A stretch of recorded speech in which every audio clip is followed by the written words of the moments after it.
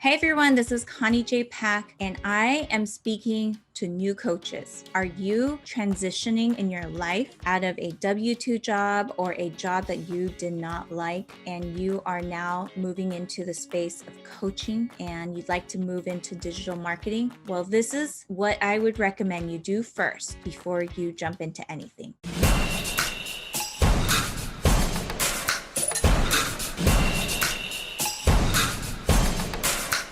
Hey coaches, first of all, I just want to congratulate you in making this transition. Whether you were forced out of your W-2 job or you finally managed to figure out a way to transition out, it is such a huge step that you've done, and I want to congratulate you on doing that. Secondly, I know you're excited to just make this digital marketing automation thing work. You've heard a lot about it from a lot of different people, and you're just ready to either launch your first webinar or your summit or your workshop, anything, right? You've got the excitement. You're just ready. But I want to stop and just ask you a couple of questions. Do you know who your ideal customer is? Like really know, like really know. Some people call it an avatar. Do you know their pain points? Like what keeps them up at night? What pisses them off? Like what's stirring in their hearts that would make them want to pay for coaching? And do you know if your system works where you can take someone from point A to point B and get a result that is life-changing?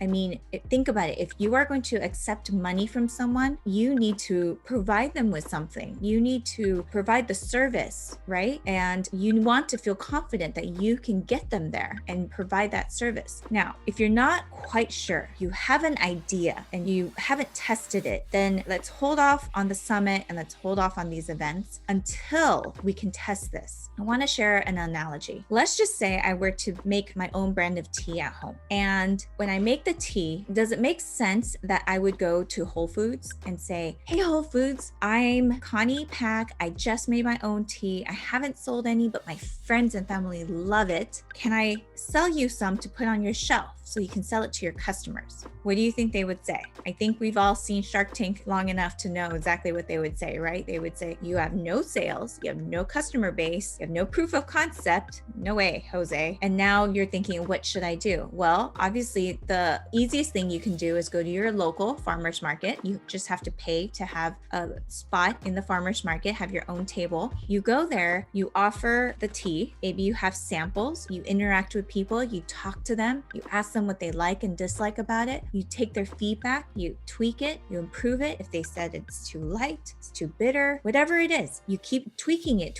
until one day people are saying, oh my gosh, this is the best tea I've ever had. And they invite friends, they buy extras to take home to family members, and you start seeing your business booming. I mean, you can be a very profitable business just being at the farmer's market. But at that point, another thing that they can do from a scaling perspective is now they can go to Whole Foods to say, hey, I now have this many sales, this many customers, I'd like to be on your shelf. And now they will talk to you. Now they will potentially give you an opportunity to be on their shelf. The same thing applies for coaching. Before you spend thousands of hours or dollars building out these massive funnels, these massive automated systems, go to the grassroots of let's interact with people one-on-one. You just need a calendar link. You need to reach out to people you know, people in your network, or find ways to go network, go to virtual events, because of the pandemic, once events start to come back, which they slowly are, you can go to these live events and start networking, connect with more people, connect on Facebook, connect in Facebook groups, LinkedIn groups. There's a lot of different ways we can connect nowadays. Clubhouse even. Connect with people. Reach out to them and talk to them one-on-one. Ask if they can have a one-on-one conversation with you. Find out what their needs are. Hear their pain points. Offer your services. If they are not interested in your services, we need to rethink what it is you're offering, or maybe it's how you're wording it. Offer your service at a discount or for free in order to get the case study so you can go from point A to point B with that client. Do what you need to do in a very personable level before you look to one, automate, to do some sort of a big launch of some sort that will end up costing a lot of time and money. And 3, where you have your message down. It's amazing. If you had 10 people you spoke to and you gave your pitch and 3 or 4 of them took you up on that offer, you know you've got something. But if you've done 10 of your pitches and nobody took up your offer, then you know that there's something wrong with that offering. You need to work on that and you have to tweak it. So by doing that one-on-one, you'll now narrow down and really fine tune your offer. You're going to start to realize, wow, I think I'm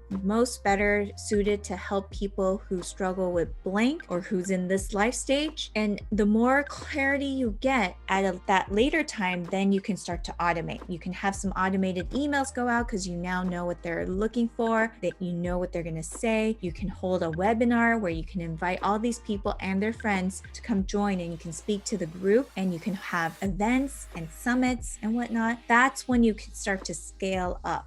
I really hope this helps. I've talked to so many people who are so excited in the beginning, and then they get so discouraged after what may seem like a failure. But just know that when it comes to digital marketing, when it comes to entrepreneurship, actually, the journey does not go like this. The journey will go like this. And every time you have a dip, you learn from it, you grow from it, and it makes you stronger. What I hope to do is at least have you going this direction versus like going back.